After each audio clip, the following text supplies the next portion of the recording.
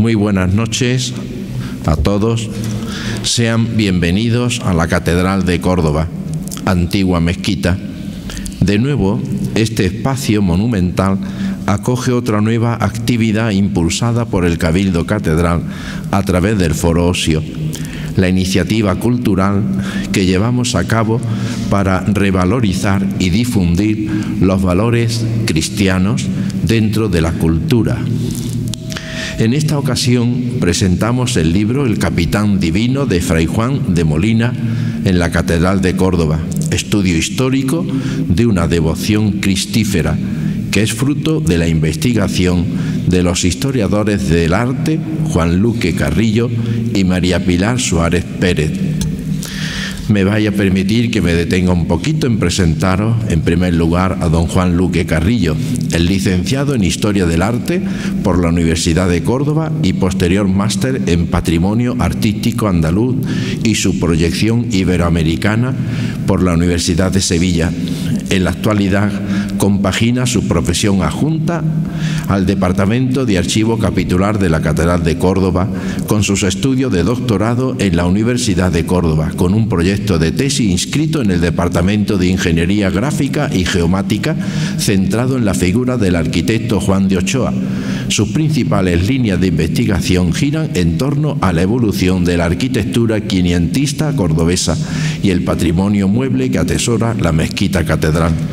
Además de sus estudios sobre platería cordobesa en colaboración con la profesora María de los Ángeles Raya y otras manifestaciones artísticas de la provincia.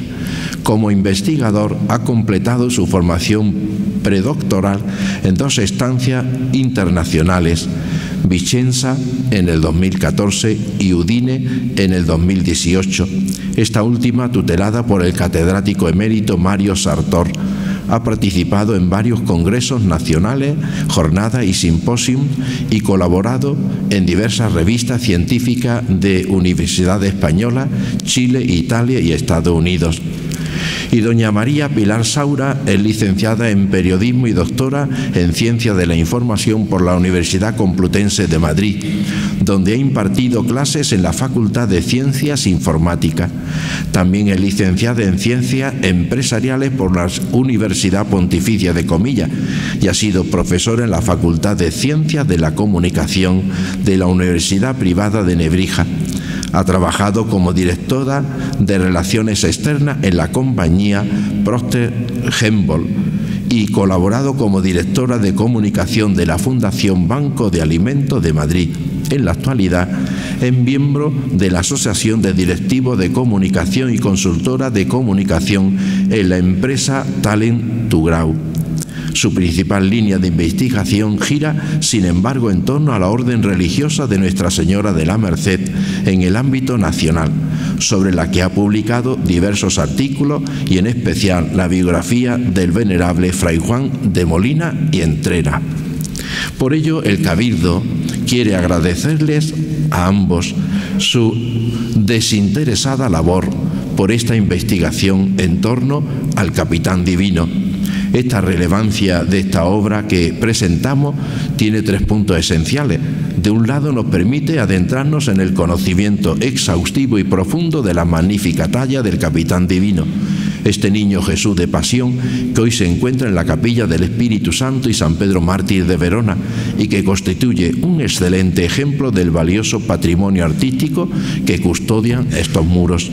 De otro lado, a través de este libro, también podemos aproximarnos a la fascinante personalidad de Fray Juan de Molina y Entrena, el mercedario que fue propietario originario de esta escultura, a la que veneraba con profunda devoción. Además de todo ello, tampoco debemos olvidar que estas páginas también nos permitirán descubrir al obispo Cebrián en su faceta de mecenas e impulsor de destacadas empresas artísticas en beneficio de nuestra catedral, entre las que se encuentra la donación de este divino infante. Estas son las razones que argumenta la nueva apuesta que realiza el Cabildo Catedral de Córdoba con la edición de este libro magníficamente construido y cuyo relato, cuando lo leáis, os llenará de satisfacción y sobre todo de devoción religiosa y profundamente cristiana. También, y solamente queremos luego al final, puesto que ambos autores han donado los clavos de la Pasión de Cristo, que los llevaba pero lo había perdido, y también las potencias del martirio de la cruz.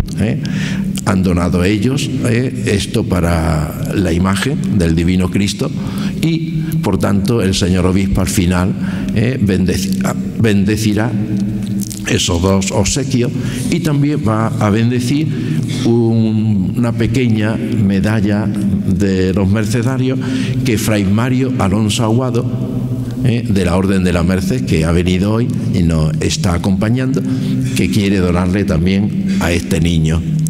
Y al final pues tendremos unas palabras del señor obispo de despedida. Muchas gracias. Bueno, en nombre de Juan Luque y el mío propio, como hablo yo en primer lugar, pues agradecer a nuestro querido obispo don Demetrio que esté aquí con nosotros, acompañándonos en este acto tan importante pues para nuestras vidas, y su bendición al libro que presentamos. A don Manuel Pérez Moya, que nos acaba de presentar, que es el deán presidente de la Catedral, por su amable introducción, su prólogo al libro y su apoyo a la publicación junto a todos los miembros del Cabildo Catedralicio, y a don Antonio Prieto, canónigo responsable del Foro Osio, recientemente nombrado vicario general de la diócesis, por su seguimiento y apoyo al proyecto de publicación del libro. A la profesora María Ángeles Raya, que también nos acompaña por su ayuda y asesoramiento. A los representantes y miembros de la Hermandad Sacramental de la Merced, que nos acompañan también por la primera fila, y todas las personas que se han interesado, todos los que están aquí esta tarde, esta noche en la Catedral de Córdoba, en esta presentación, por su amabilidad al asistir y en la espera de que ayuden a que todos los cordobeses, como ha dicho don Manuel, todos los cordobeses conozcan al capitán divino del Padre Molina. Hay un agradecimiento muy especial a toda la comitiva que nos hemos desplazado en el AVE a Córdoba hoy. En primer lugar, a don Juan Manuel Melendo, que es el actual párroco de Carenas y que fue también anteriormente vicario de don Demetrio cuando fue obispo de Tarazona. Entonces, fue el obispo también del pueblo de Fray Juan de Molina, que veis aquí el retrato, que es a partir de donde empieza toda la historia, con lo cual pues le une una profunda amistad también a don Juan Manuel. Él ha venido del sitio más lejano porque ha venido desde Calatayud. Desde Madrid nos acompaña, en representación de la Orden de la Merced, Fray Mario Alonso Aguado, que es ahora mismo párroco de Santa María de Cervellón de Madrid y director de la revista Caminos de Liberación, que bueno, que es muy bonito que pueda estar aquí porque se trata de una historia de un niño mercedario con la historia de un mercedario, y es importantísimo pues la presencia. Punto. Más bajito. Más bajito. Sí. Vale. También tenemos con nosotros a don Íñigo Castellano Barón, que es el actual conde de Fuenclara, que junto con su esposa Rocío han querido vivir este acontecimiento con nosotros, porque gracias a sus antepasados llegó este precioso niño Jesús a la Catedral de Córdoba, con lo cual ellos han venido desde Madrid también para vivir este acontecimiento. Por último, a mi esposo José, que es el primero en mi corazón, y por su paciencia y apoyo incondicional todos estos años, y a las familias de ambos, que también está tu madre, están tus hermanos, de ambos y cuñados, que están también aquí, y unos amigos que han podido venir también a ver esta presentación. En primer lugar, hablaré yo sobre la figura del mercedario Fray Juan de Molina y cómo llega el capitán divino a su vida, y a continuación ya Juan Luque pues habla de su incorporación a la Catedral de Córdoba y los aspectos artísticos, que él es el experto en arte de los dos. Agradecer a Juan Luque, pues que hace alrededor de 2 años, cuando hablé con él, ese entusiasmo que tuvo para ayudarme a realmente confirmar que estábamos ante el niño Jesús de Fray Juan de Molina. Yo llevaba 7 años investigando la vida de Fray Juan de Molina, efectivamente a partir del cuadro que veis aquí, que estaba en el pueblo de Carenas, del que he hablado antes, pero hasta que no nos pusimos a andar en todos los datos y no queríamos tener la certeza absoluta de que se trataba de la única posesión realmente que tenía Fray Juan de Molina. Yo terminé mi investigación sufriendo, y don Juan Manuel me dijo: no te preocupes, que a lo mejor más adelante encontrarás al niño Jesús. Y en cuanto vinimos a verlo hace 1 año y medio, que fue la primera visita que vimos al niño Jesús, que claro, nos emocionamos toda la familia, lo primero que pensé, y es lo que sale al principio del libro, es en el misterio gozoso del niño perdido y hallado en el templo, porque en ese momento pensé como que el niño Jesús me decía, y que nos podía decir a todos nosotros, ¿dónde mejor iba a estar que en la casa de mi padre? ¿Dónde mejor iba a estar que en la Catedral de Córdoba? Ni más ni menos. Y es que está en el sitio mejor posible que podía haber terminado custodiado y con la devoción de toda la gente, de todas las personas de Córdoba. Bueno, a partir de este cuadro que se restauró hace 7 años, me di cuenta que era una figura mercedaria olvidada y me puse a investigar en esa Orden de la Merced. El pueblecito donde nació, de donde ha venido don Juan Manuel, es un pueblecito muy pequeño, pertenece a la comarca de Calatayud, en Zaragoza, y entonces en ese pueblecito pequeño nace no solamente Fray Juan de Molina, sino que hay por lo menos 9 mercedarios que salieron y que están documentados y que salieron de Carenas, y además numerosos sacerdotes, como vemos ejemplos de numerosas familias, es decir, un pueblo muy devoto, cuya cofradía del Cristo de la Langosta fue la que restauró esa reproducción que vemos ahí del cuadro, que está restaurado. El niño Molina, desde el principio, como decía su biógrafo, que era el padre Neila, era un niño que le gustaba el recogimiento, era muy obediente con sus padres Juan de Molina e Isabel Entrena, y se notaba que era un niño que tenía esa vocación religiosa. Elegirá la vocación mercedaria, y es muy importante porque estamos justo precisamente en esta semana se está celebrando la clausura del año de los 800 años del año jubilar de los mercedarios, que precisamente aquí en Córdoba también se celebra este próximo domingo, y entonces en todo el mundo justo es como nuestro homenaje también, un pequeño granito de arena a esa celebración importante de la Orden de la Merced. Vemos aquí que, claro, es San Pedro Nolasco, es el que funda la orden hace 800 años. La Virgen de la Merced, que vemos aquí una representación de Nuestra Señora de la Merced de la Basílica de Barcelona, es la que se le aparece, y el 10 de agosto de 1218 pues funda la Orden de la Merced con el rey Jaime I el Conquistador. Sufre esta orden todos los avatares, y yo cuando he estado investigando he visto cómo la desamortización, las guerras, la invasión de los franceses, todo va afectando a los sitios, porque yo me puse a investigar por donde había pasado Fray Juan de Molina. Entonces veréis algunas imágenes de conventos que permanecen donde pasó Juan de Molina y otros que han desaparecido completamente, lo que claro llena pues de tristeza evidentemente a todos los corazones.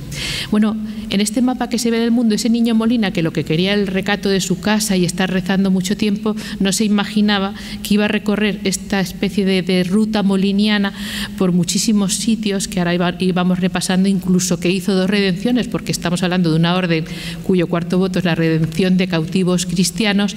Hizo 2 redenciones, ni más ni menos, en Túnez y en Argel, y además estuvo también de visitador en Andalucía, con lo cual pensamos que por estos pasillos también, cuando vino a ver el convento mercedario, pues también pasó por la catedral, evidentemente, cuando estuvo en Córdoba.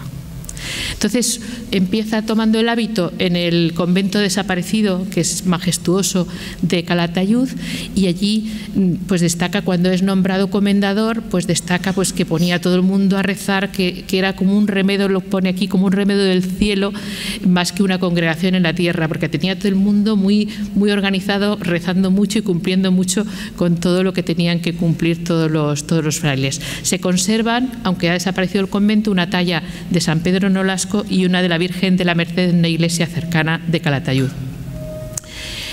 Siguen en ese voto de obediencia a él, lo que le dicen lo tiene que hacer. Le nombran a continuación, le promocionan al convento más importante después del convento fundacional que estaba en Barcelona, al convento más importante de Aragón, que era el de San Lázaro de Zaragoza.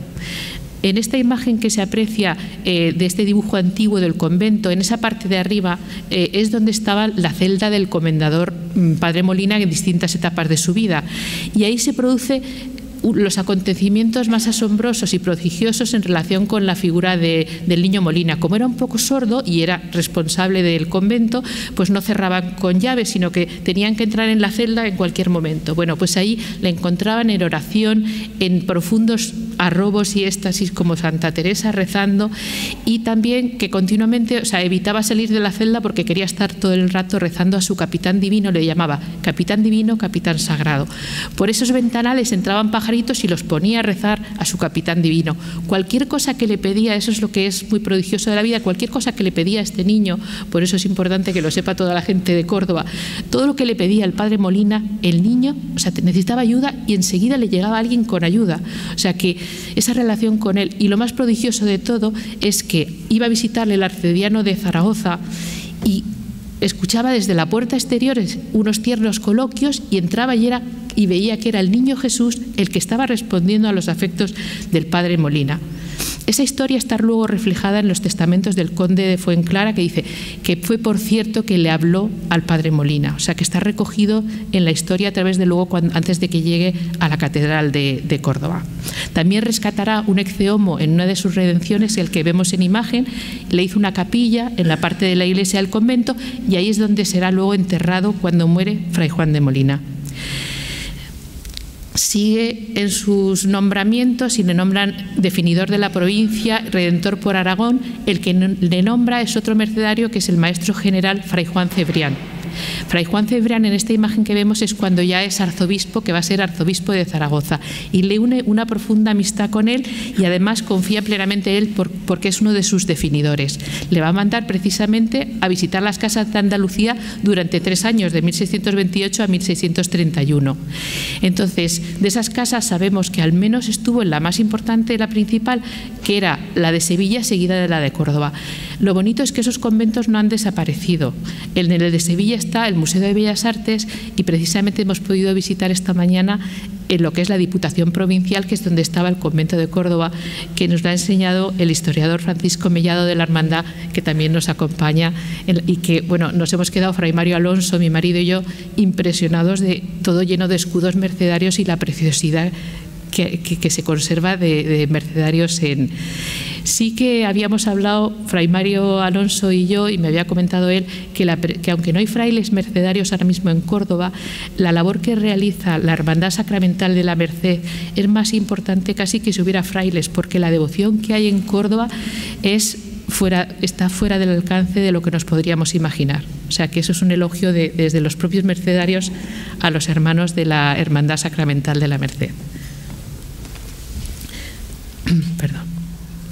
Bueno, después destacar unas pequeñas pinceladas, que estamos ahora mismo en la catedral, y saber que hay un cuadro muy importante del mercedario Fray Agustín Leonardo, que es el que se le atribuye ahora mismo por las últimas investigaciones de profesores también de Zaragoza, la autoría del retrato de Fray Juan de Molina, que no está firmado, pero con el que coincidió cuando es nombrado provincial, como veremos. Y existe lo que es en la capilla, que hoy no la hemos podido visitar, pero en la capilla de Santa Teresa está el mausoleo del cardenal Salazar, que era mercedario, y también esculturas de San Ramón Nonato y de San Pedro Nolasco, que es el fundador de la Orden de la Merced, con lo cual pues hay una presencia mercedaria que es muy bonita, claro, para los que estamos hablando hoy en este acto tan importante. Sigue con sus estudios y es promocionado y consigue el grado de maestro en Huesca. Es comendador de Pamplona. Estos conventos que vemos aquí están totalmente desaparecidos. Sí que encontró hace poco Mario Alonso un cuadro precisamente del convento de Pamplona en el Museo de Navarra, sobre el que ha hecho él hace muy poquito justo un estudio, una investigación. Bueno, llega a su máximo cargo. Su máximo cargo es que le nombran provincial de Aragón, de Cataluña, de Navarra y de la isla de Cerdeña, ni más ni menos. Este es lo que queda. El convento fundacional es ahora donde está la Capitanía General de Barcelona. Y entonces por esos claustros que quedan allí, ahí también estuvo, por supuesto, Fray Juan de Molina, y desde allí de Barcelona salieron las 2 redenciones que realiza. Lo más bonito de la vida de Molina, que casi parece una historia, una novela más que realmente una historia biográfica, es que le toca hacer 2 redenciones. Una en Túnez, que tarda más de 1 año en realizar, y otra en Argel, que fue más rápida, en 1639, que tardó alrededor de 1 mes. En la segunda rescató a muchísimas mujeres y niños que habían sido asaltados hacía 2 años en Calpe, en Alicante. Pero en la primera, lo bonito y que nos interesaba muchísimo a Juan Luque y a mí, es que entre todos los rescatados había cerca de 50 italianos, entre ellos 14 napolitanos. Entonces, estando ante un niño de Nápoles de Pasión, el capitán divino, pues eso nos llevaba un poquito a esa referencia de que pues podía ser que alguno de esos rescatados italianos o alguno de sus familiares, en agradecimiento a Molina, pues le habían regalado ese niño Jesús. Él hasta entonces, cuando estaba en esa celda del convento de San Lázaro, tenía un voto de pobreza tan extremo que él no aceptaba ninguna cosa que le quisieran regalar a él. Él, veremos cuando muere, que no tiene prácticamente nada. Pero ¿cómo se va a negar a aceptar un regalo de este niño Jesús, que ahora cuando lo hemos visto y cuando lo estáis viendo ahora, lo están viendo ustedes ahora mismo, es que es un niño preciosísimo? O sea, eso no se pudo negar.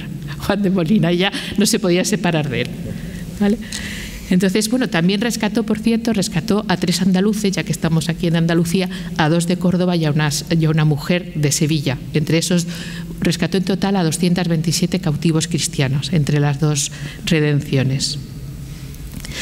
Bueno, en la redención de Túnez, que tardó más de un año, volvieron por Roma y fueron en procesión ante el Papa Urbano VIII. También, al estar allí en Italia, también un candidato podría haber sido que el propio Papa también podía haber regalado a los redentores a lo mejor el niño Jesús. Pero bueno, pensamos más que serían los familiares y amigos o los rescatados los que se lo regalaron. Y hay documentación de ese encuentro con el Papa, esas procesiones que hicieron porque coincidió en Semana Santa en Roma. Hay otro hecho importante, que es que se produce una inundación tremenda en Zaragoza en 1643. El Ebro se desborda, caen las arcadas del puente de Piedro que unía con Zaragoza, y el convento estaba justo al otro lado, y entonces deciden fundar el colegio al otro lado del río, digamos. Se dan cuenta que está muy peligroso el convento de San Lázaro, fundar el colegio de San Pedro Nolasco, y en eso el arzobispo de Zaragoza le apoyará con fondos económicos, y porque él estaba en el arzobispado justo de frente al convento de San Lázaro. Y en esa época es ya cuando dice de Fray Juan de Molina, dice el padre Cebrián, dice que santo es santo. O sea, él mismo ya sabe que ya se puede predecir que cuando muera Molina no es de extrañar que lo que se va a quedar es el niño Jesús, porque es la única pertenencia de Molina, y conocía perfectamente, muy de cerca, todo los prodigios de la vida de Molina. Realmente muere como encomendador, muere de la peste, pero lo sobresaliente del caso, lo prodigioso, es que la gente, en vez de quemar todas las cosas y todas las pertenencias, porque él se puso a ayudar a la gente que estaba enferma, se contagió y muere, pues se repartieron las vendas con su sangre, algunos trocitos de su hábito, etcétera, sin que nadie se contagiara. Incluso el siguiente comendador se quedó con su cama y en su celda, y nadie se contagió. Eso era lo milagroso o lo prodigioso de la muerte del padre Molina. Todavía el cuerpo, aunque en los restos del convento se hallaron una serie de restos de mercedarios, todavía no hemos logrado determinar exactamente si una de las cajas que hay allí en el Museo de Zaragoza es Fray Juan de Molina. Entonces, bueno, no es que sea el sitio mejor para cuando una persona piensa que puede llegar a un proceso de santidad, pero por lo menos sabemos que está resguardado y que en el futuro podría llegar a averiguarse. Entonces, en ese sentido, es importante. Entonces, las pertenencias que tenía, solamente el arcediano se queda. Las disciplinas que vemos en las manos de Molina en el cuadro, que están manchadas de sangre, son disciplinas usadas, y el rosario. Y el arzobispo de Zaragoza se queda el niño Jesús. Eso ya se veía claramente venir. Bueno, Fray Juan de Molina, que vemos aquí su firma como provincial en el archivo de la Corona de Aragón, y con esto ya termino, dentro de la Orden de la Merced es considerado venerable y también beato a efectos de la encomienda de San Lázaro de Zaragoza que hemos visto antes. Sin embargo, su causa no se llevará a Roma si no se produce realmente un nuevo milagro. ¿Por qué? Porque son cosas muy complicadas, tienen varias causas de santidad ahora mismo en Roma, y entonces, aunque tiene una vida beato y podría ser un beato histórico, pues eso está pendiente de que se produzca un milagro. Y ojalá que el milagro sea con alguien que sea de Córdoba, porque estamos ahora mismo en Córdoba. Muchísimas gracias.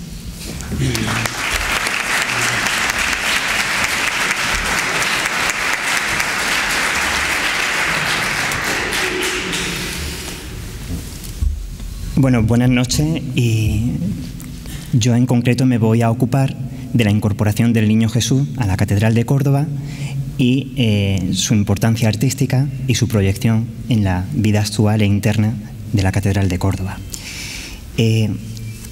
Como adelantó la profesora Saura, nuestra principal herramienta de trabajo en nuestra investigación ha sido el estudio de los sucesivos condes de Fuenclara, y al respecto ha sido de gran importancia el testamento de don Pedro Cebrián y Agustín, quinto conde de Fuenclara, hijo de don José Cebrián y Alagón y de doña Lorenza Agustín.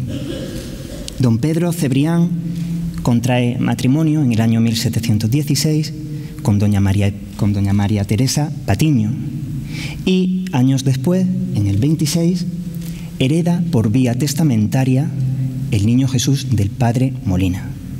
Don José Cebrián y Alagón fallecen ese año, pero meses antes, cuando otorgó su testamento, en una de las cláusulas dice literalmente: a mi hijo Pedro lego especialmente un niño Jesús de Nápoles, de la Pasión, que había pertenecido al venerable padre Molina, de la Orden de la Merced, que se tiene por cierto le habló.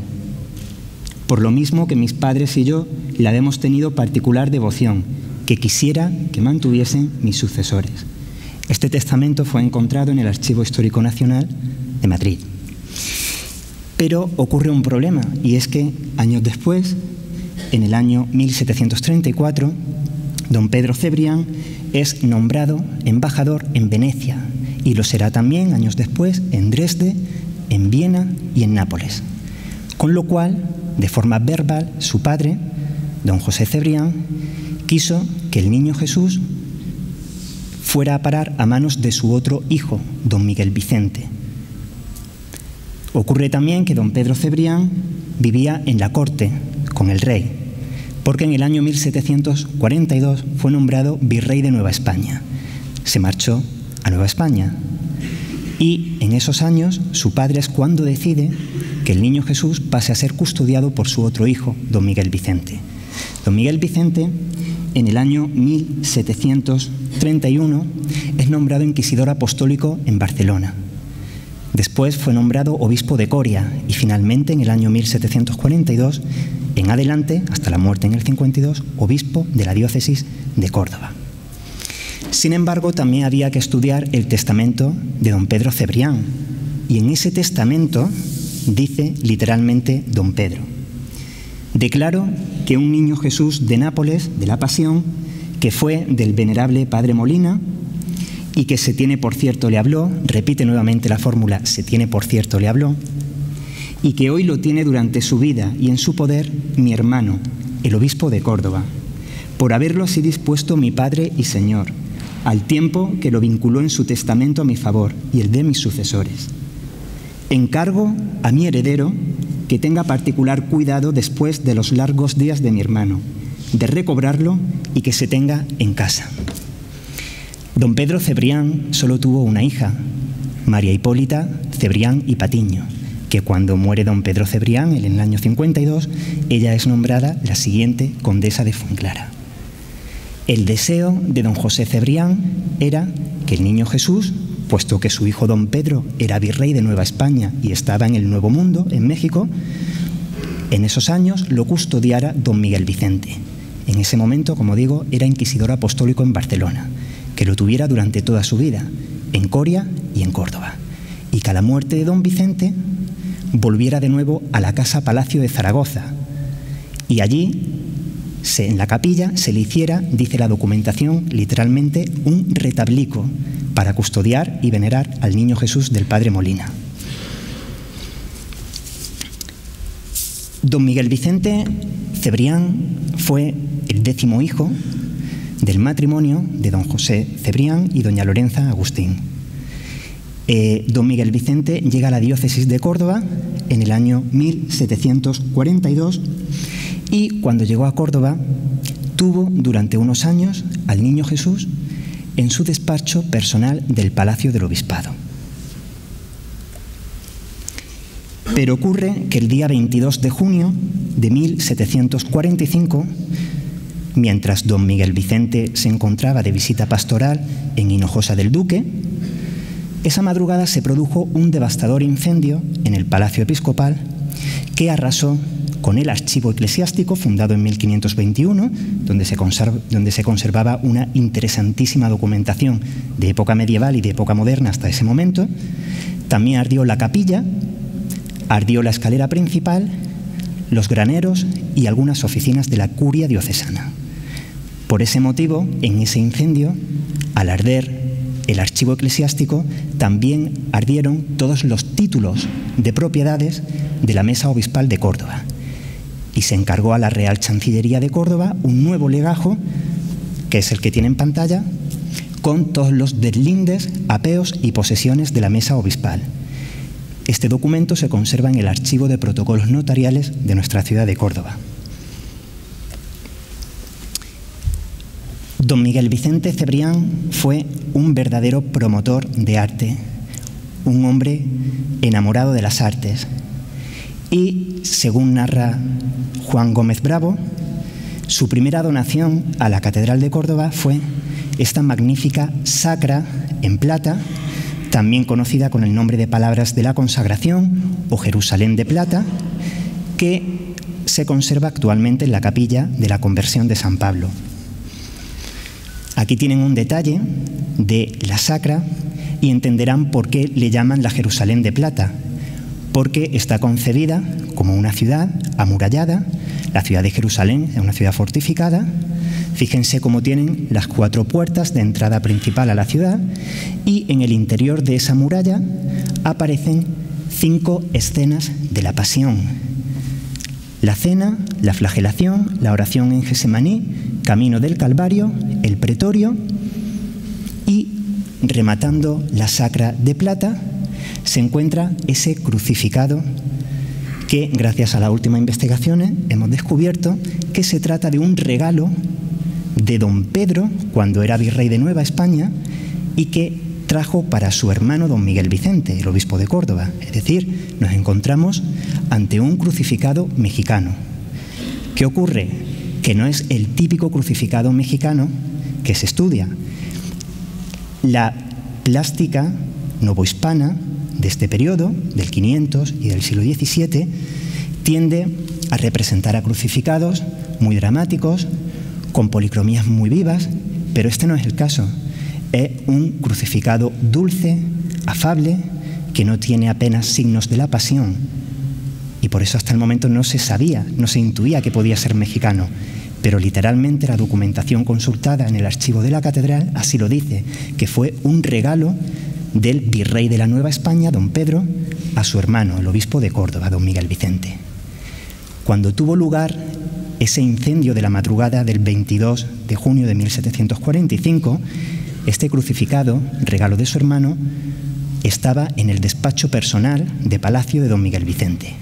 Y como medida de seguridad, trajo el crucificado aquí a la Catedral de Córdoba, lo añadió a la Jerusalén de Plata y de este modo queda configurada la gran pieza que hoy en día podemos contemplar en la capilla de la Conversión de San Pablo.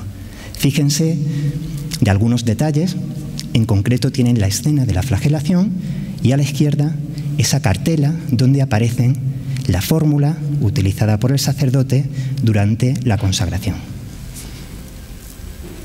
Es una obra del siglo XVII, anónima, y que, gracias a la donación del obispo Cebrián, podemos contemplarla todavía aquí en la Catedral de Córdoba.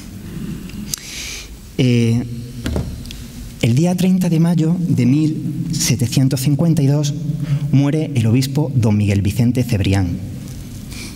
Y, como había dejado dicho en su testamento, quiso ser enterrado justo delante del altar de Nuestra Señora del Pilar, que él mismo mandó construir en la parte de Abderramán I, de la mezquita fundacional de Abderramán I. Ese altar dedicado a la patrona de España, a la patrona de Zaragoza, la Virgen del Pilar, lo mandó construir entre la capilla de San Antón y la capilla dedicada a la Inmaculada, la capilla del obispo Salizanes. El encargo lo llevó a cabo el escultor Juan Fernández del Río en el año 1742, en madera tallada, dorada y policromada. Y en la imagen de su izquierda ven la lápida sepulcral con el epitafio donde fue sepultado el obispo Cebrián. Al año siguiente de su muerte, en el año 1753, tuvo lugar, el día 30 de mayo, el funeral para celebrar el primer aniversario de la muerte del obispo. Y a ese funeral se sabe que vino doña María Hipólita Cebrián, la sobrina del obispo difunto. La sobrina venía con la intención de recuperar al niño Jesús, puesto que en el testamento de su padre así se lo decía, que lo recuperara y que lo devolviera a la casa palacio de los Fuenclara en Zaragoza. Pero cuando llegó a Córdoba se encontró con un grave problema. En primer lugar, se encontró al niño Jesús presidiendo el tabernáculo del retablo mayor. Fíjense aquí en más detalle. Esta fotografía, que es un verdadero testimonio de época, ha sido facilitada gracias a la colección de Viana y es una fotografía de Rafael Señán González de finales del siglo XIX, se estima como probable fecha 1885, y fíjense en la diferencia que hay entre esta fotografía de finales del siglo XIX y el aspecto actual que ofrece la capilla mayor de nuestra catedral. Fíjense en esa reja que acota la primera meseta y que fue quitada del altar mayor tras el Concilio Vaticano II. Fíjense también cómo justo debajo del tabernáculo aparece la sacra que donó el obispo Cebrián y que actualmente se conserva en la capilla de la Conversión de San Pablo, como les he dicho. También aparece a la derecha la escultura de San Rafael de Damián de Castro. También aparecen los relicarios donados por el cardenal Salazar y en el centro del tabernáculo, como digo, la escultura del capitán divino de Juan de Molina. Había otro problema. Por vía judicial, el obispo Cebrián, antes de morir, había donado a la fábrica de la Catedral de Córdoba el niño Jesús. En un codicilo del año 1752, dice el obispo Cebrián: declaro que un niño Jesús de Nápoles de la Pasión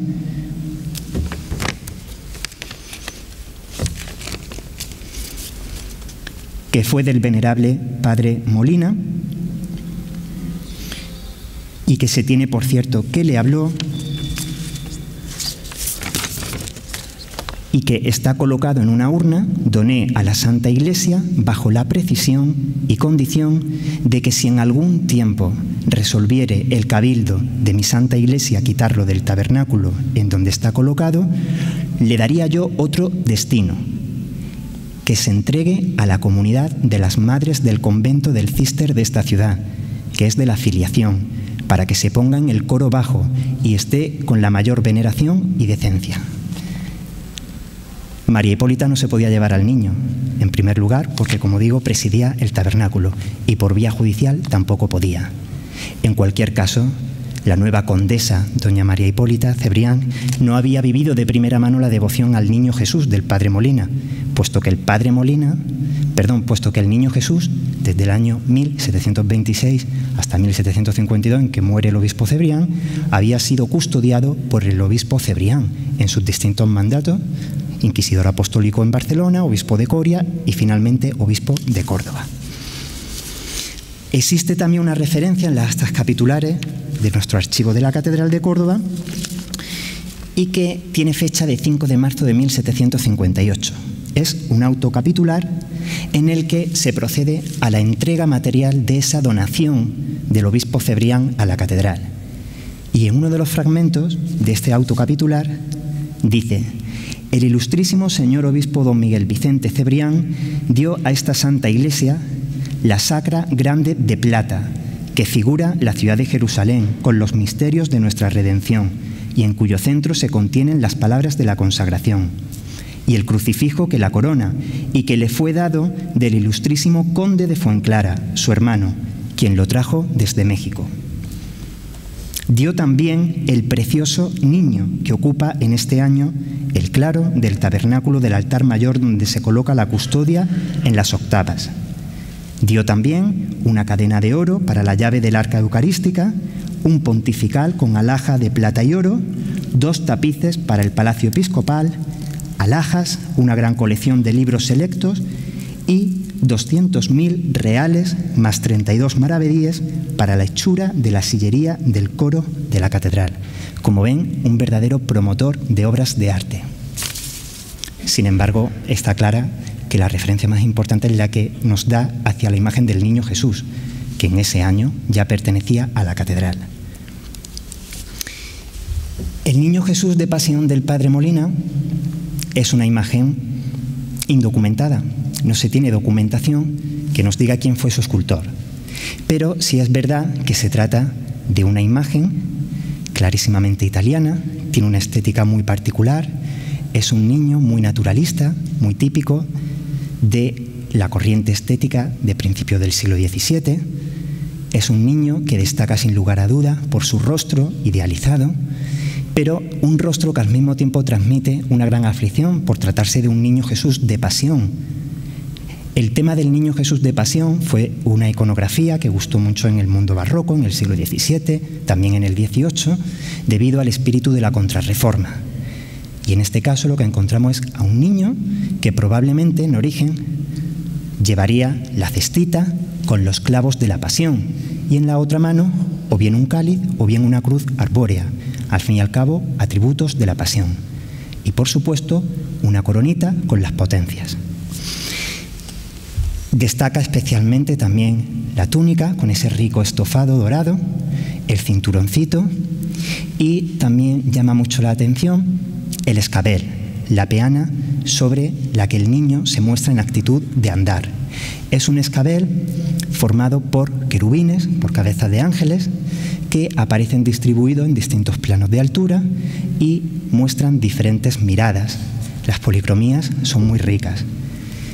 Como digo, una imagen indocumentada, no se sabe quién pudo ser su autor, pero después de investigar sobre el fenómeno artístico de las influencias napolitanas en España en el siglo XVII, hemos llegado a la conclusión de que es muy posible que su autor fuera el napolitano Pietro Ceraso, un escultor que vivió en la primera mitad del siglo XVII, nacido en la localidad de Cardito, en Nápoles, un escultor que curiosamente no ha recibido la estimación historiográfica que hoy en día merece.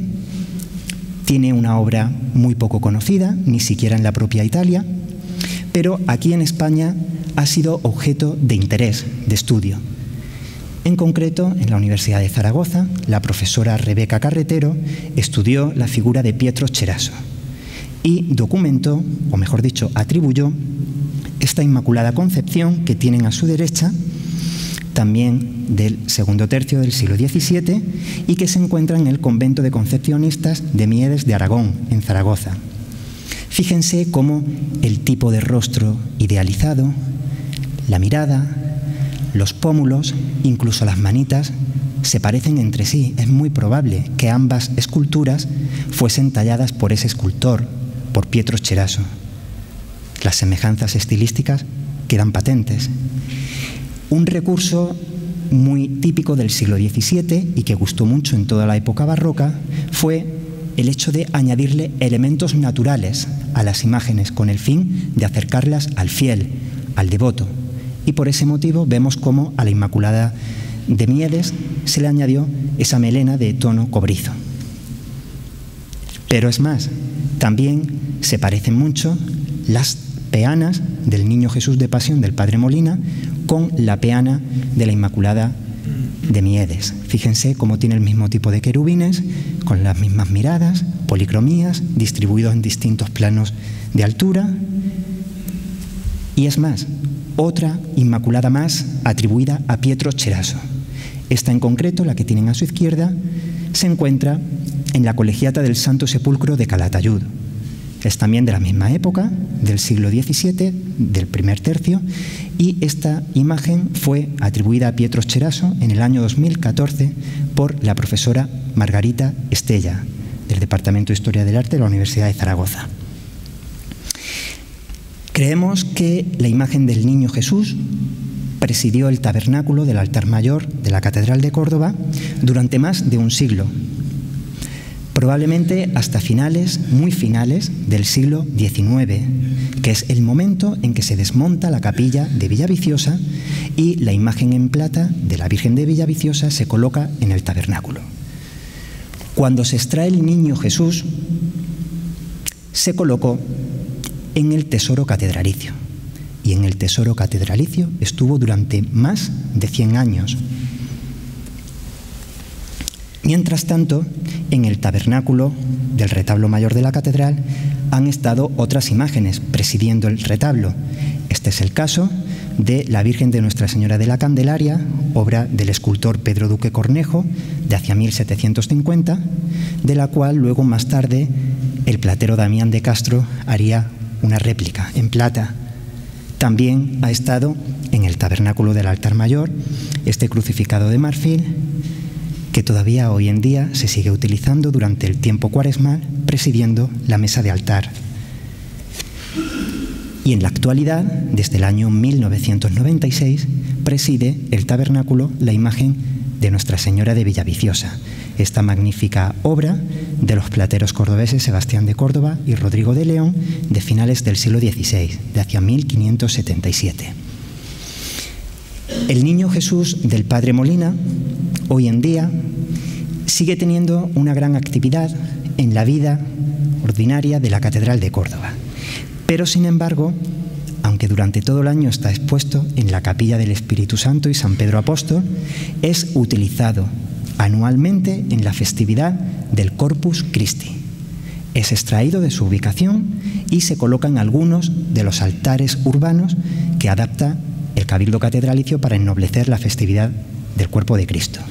Aquí en concreto ven esta imagen donde aparece don Demetrio, es del año 2017, presidiendo uno de esos altares callejeros que acondiciona el Cabildo Catedralicio, y al fondo, entre los exornos de todo el monumento, ven la imagen del Niño Jesús. Pues bien, hasta aquí llega la historia del Niño Jesús, y con esta historia hemos pretendido, tanto la profesora Saura como yo, colaborar en este 800 aniversario de la fundación de la Orden de la Merced, y que con muchísimo gusto pues hemos trabajado durante años, con mucha ilusión, y bueno, pues el resultado es este libro, donde todas estas ideas aparecen mejor narradas, con un importante apéndice documental con toda la documentación que hemos utilizado en los distintos archivos, tanto de Aragón, de Madrid, de Córdoba, incluso de Roma. Y bueno, al fin y al cabo, pues un homenaje al Niño Jesús del Padre Molina. Muchas gracias.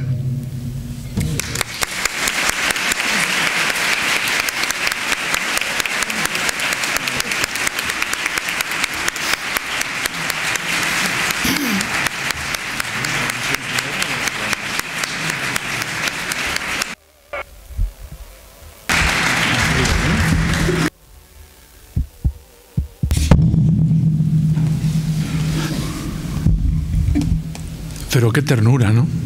El relato que nos han hecho tanto la profesora Saura como Juan Luque en torno a esta imagen del Capitán Divino, ¿no? Yo lo he seguido con mucha atención, realmente, ¿no? También por los vínculos que tiene Zaragoza o Aragón, Carenas, con Córdoba, recíprocamente, que en esta noche se hacen aquí presentes, ¿no? Por eso os saludo especialmente a los que habéis venido de allá, ¿no? Que de allá me mandaron a mí aquí, o sea que hay una semejanza, ¿no? En la teología de las imágenes, que ya el Concilio II de Nicea estableció para la Iglesia, no solo se representa al prototipo, sino que la imagen contiene, de alguna manera, a aquel a quien representa. Eso en Oriente es muy aceptado universalmente en los iconos, en Occidente no tanto. Pero me gusta recordar esta idea porque este niño no solo es bonito, es que encanta al que trata con él. No me extraña pues que el Padre Molina le suscitara esos diálogos místicos a los que habéis aludido, ¿no? Y luego pues ver el aprecio que la Casa de Fuenclara ha tenido esta imagen tan querida por quienes han sido dueños de ella, y después ha pasado al obispo de Córdoba, y como lo habéis explicado, muy bien explicado. Yo agradecer tanto a la profesora Saura como no tenía por lo menos que llamarse Pilar, si es de por ahí, ¿no? Como Juan Luque, agradeceros el trabajo que habéis hecho. ¿Cómo es posible que un hilo de este tipo os haya dado para una madeja como un libro y mucho más que podréis hablar, no solo el libro, ¿no? Así que agradeceros porque es un trabajo hecho no solamente con rigor científico, en el cual demostráis vuestra capacidad de investigación y vuestros amplios conocimientos, etcétera, ¿no?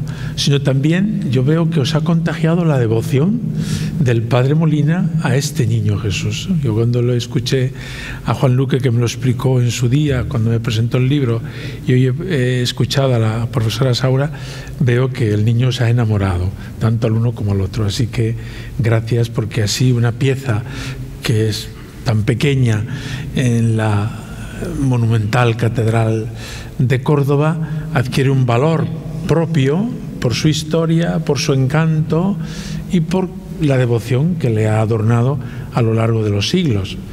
Y yo creo que a partir de hoy también muchos de los que estamos aquí, cuando veamos esta imagen de este niño, el Capitán Divino, también suscitará en nosotros algo de aquella devoción que el Padre Molina le tuvo y que la Casa de Fuenclara ha demostrado tener, y el agradecimiento a que haya parado aquí, como ha dicho la profesora Saura, le hemos encontrado en el templo. Así que gracias, enhorabuena y felicidades por habernos hecho entender mejor que este niño pues tiene mucho de celestial, ¿no? Y que es Capitán Divino y que ha inspirado la oración del Padre Molina, de la Casa de Fuenclara y de tantas personas en esta Santa Iglesia Catedral. Muchas gracias a todos.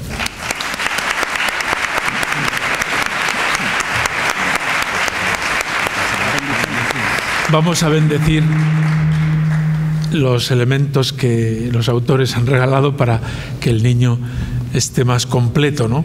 Que lo está por su talla, pero por sus atributos. Los bendigo y así en el futuro pues ya esta imagen estará completada con los atributos que son regalo de sus autores.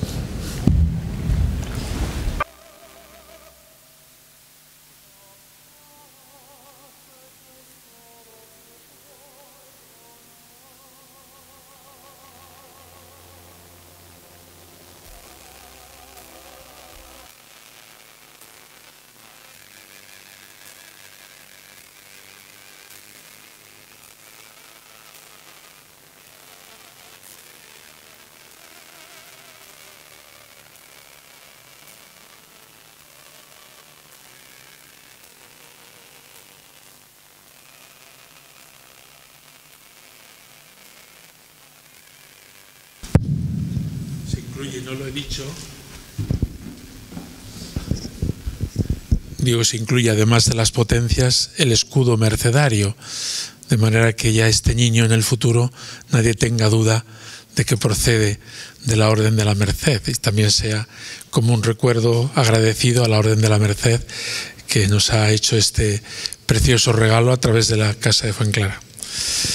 En el nombre del Padre, del Hijo y del Espíritu Santo. Amén. Oremos. Te bendecimos, Padre, amigo entrañable del género humano, porque enviaste al mundo a tu palabra, para que encarnándose en la Virgen Purísima, fuera nuestro Salvador y nuestro hermano primogénito, en todo igual a nosotros menos en el pecado. En Cristo nos diste el supremo modelo de santidad. La Iglesia lo venera en su infancia y cuando lo mira como débil niño en la cuna, lo adora como Dios Todopoderoso. Cuando contempla su rostro, ve en él la expresión de tu bondad y cuando recibe de su boca las palabras de vida, se llena de tu sabiduría. Al sondear lo profundo del amor de su corazón, ella misma se abrasa en aquel fuego del Espíritu que Él derramó para hacernos renacer a una vida nueva. Cuando lo mira enrojecido por su sangre divina, venera esta sangre preciosa con la que ella misma ha quedado purificada.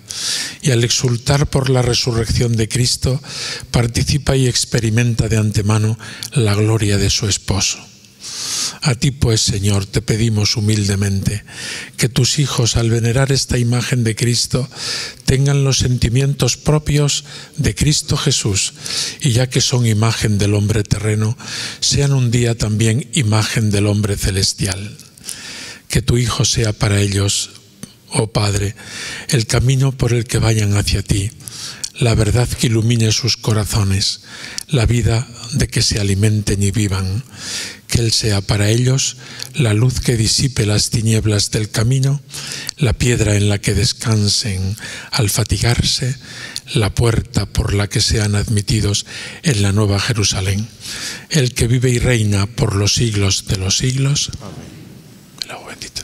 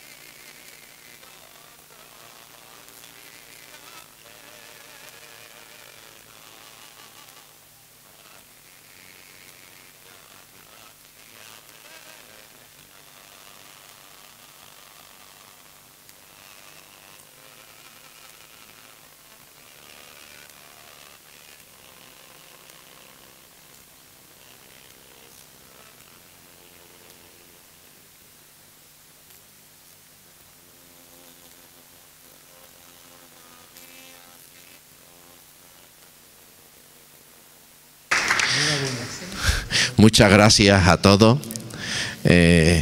Hemos estado pues soportando un poquito el frío y queremos obsequiaros con este libro para que lo leáis y veréis cómo cuando yo lo he leído me ha encantado, y la verdad que la devoción a este niño surge también de ese libro, así que espero que de vuestro corazón surja la devoción al Niño Dios, que en el fondo nos recuerda lo importante que es la vida de todo hombre que viene a este mundo, y más la de Jesús, que gracias a Él el valor de toda persona tiene un valor divino, Así que este libro os lo obsequia al Cabildo para que lo llevéis. Gracias. Muchas gracias.